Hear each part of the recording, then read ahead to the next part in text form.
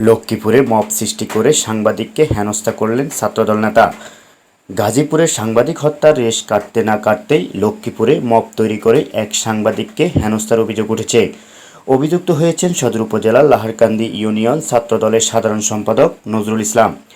জাতীয় নিউজভিত্তিক television star news এবং দৈনিক জনবাণী পত্রিকার লক্ষ্মীপুর জেলা প্রতিনিধি নাজমুস সাকিব এই অভিযোগ করেছেন।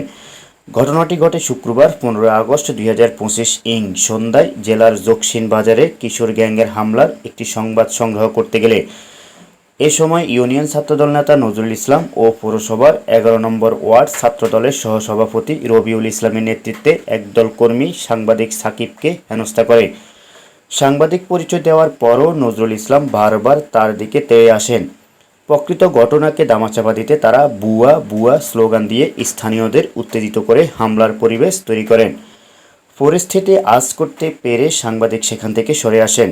সাংবাদিক নাজমুস সাকিব জানান, জকসিন বাজারে কয়েকদিন ধরে কিশোর গ্যাংয়ের আনাগোনা বেড়েছে বলে তথ্য পাই। শুক্রবার সন্ধ্যায় চন্দ্রগঞ্জ ছাত্রদলের একটি অনুষ্ঠান কাভার করার পর জকসিন বাজার দিয়ে বাড়ি ফেরার পথে দেখি কিশোরদের হামলা শিকার হয়ে মাসুম নামের এক ছেলে কান্না করছে। বাজারের ব্যবসায়ীরা তখন হামলাকারী কয়েকজনকে জিজ্ঞাসাবাদ করেছিলেন। এরই মধ্যে অভিযুক্তদের ফোনে মুন্সিগঞ্জ থেকে রবিউল সহ আরও কয়েকজন আসে। পরে নজরুল ইসলাম এসে তাদের নিয়ে জকসিন বাস স্টেশনের পূর্ব পাশে চলে যায়। ভুক্তভোগী মাসুম জানায়, আমার বাড়ি লাহারকান্দি ইউনিয়নের মদিনা বেকারির পাশে। কয়েকদিন ধরে মসজিদ ভাইয়ের জামালের ছেলে বাপ্পি ও মাঝি ভাইয়ের ফাহিম সহ কয়েকজন আমাকে তাদের বড় ভাইয়ের সঙ্গে দেখা করতে বলেছিল। আমি রাজি হইনি। তাই শুক্রবার বাজারে গেলে তারা 15 থেকে 20 জন মিলে আমার উপর অতর্কিত হামলা চালায়। আমি অনেক কান্না করেও ভয়ে কেউ কাছে আসেনি। পরে ব্যবসায়ীরা তাদের কয়েকজনকে ধরে ফেলে। এক পর্যায়ে নজরুল ইসলাম এসে ছেলেগুলোকে নিয়ে যায়। আমি মার খেলাম, কিন্তু কোনো বিচার পেলাম না। সাংবাদিক সাকিব আরও জানান, আমি বাস কাউন্টারের পূর্ব পাশে গিয়ে সাংবাদিক পরিচয় দিয়ে অভিযুক্তদের ভিডিও করতে চাইলে নজরুল সহ কয়েকজন আমার উপর চড়াও হয়।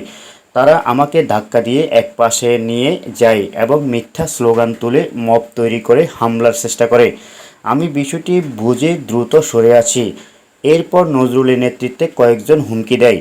আমার কাছে তথ্য দেওয়ায় ভুক্তভোগী মাসুমকে পুলিশের হাতে তুলে দেওয়া হবে। মাসুমের বাবা বলেন, আমি এক চোখে অন্ধ। আমার ছেলে গ্যারেজে কাজ করে সংসার চালায়।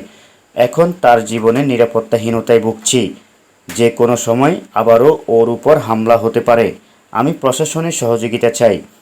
এই ঘটনায় লক্ষ্মীপুর প্রেস ক্লাবের সভাপতি হোসেন আহমদ হেলাল সাংবাদিক হেনস্থার তীব্র নিন্দা জানিয়ে সংশ্লিষ্ট রাজনৈতিক সংগঠনের প্রতি দ্রুত ব্যবস্থা নেওয়ার আহ্বান জানান। তিনি দোষীদের দৃষ্টান্তমূলক শাস্তির দাবি জানান এবং সতর্ক করে বলেন, সংশ্লিষ্ট কর্তৃপক্ষ ব্যবস্থা গ্রহণ না করলে সাংবাদিক সমাজ আন্দোলনে যেতে বাধ্য হবে।